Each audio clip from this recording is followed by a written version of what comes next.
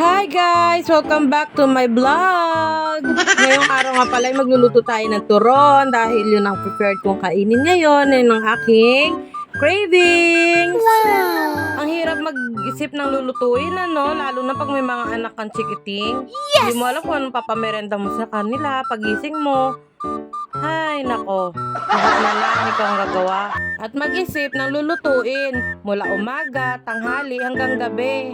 Oh yes. Ito nga, kinuha ko na yung turon na ginawa ko. Nilagay ko nga pala guys yung sugar sa loob dahil ayoko magluto ng makalat na asukal dun sa lulutuan kong mantika. At ito, nagpainit na nga pala ako ngayon ng kawali. At dito nga ay nakapagluto na tayo ng first batch. Ayan, tuwan-tuwa na ako dahil nga takam na ako sa turon ngayon pag-ulan.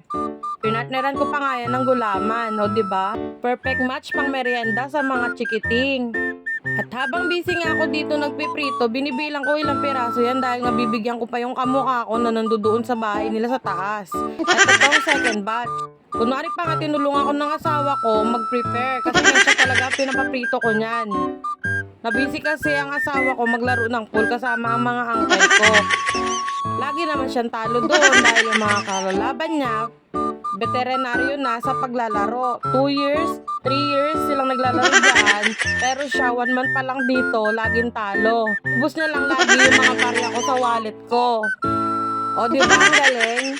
Hindi pa ata siya nanalo dyan kahit kailan. Habang kami nga ay mag-iinan nagme-merienda, siya naman ay naglalaro ng pool, busy-busy, di ba? At dito nga, ini-enjoy na lang namin ang pagkain ng turon. Okay? O, di ba? Busog na.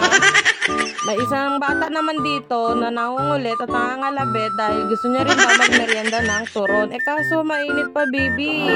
Ibigay ko nga lang pala sa kanya dito ay yung wrapper. Dahil mas gusto niya kainin yung wrapper kaysa dun sa laman. At gusto niya maliliit lang ang isusubo sa kanya. O di ba pati siya nagmerienda? O siya guys, hanggang dito na lang. Salamat!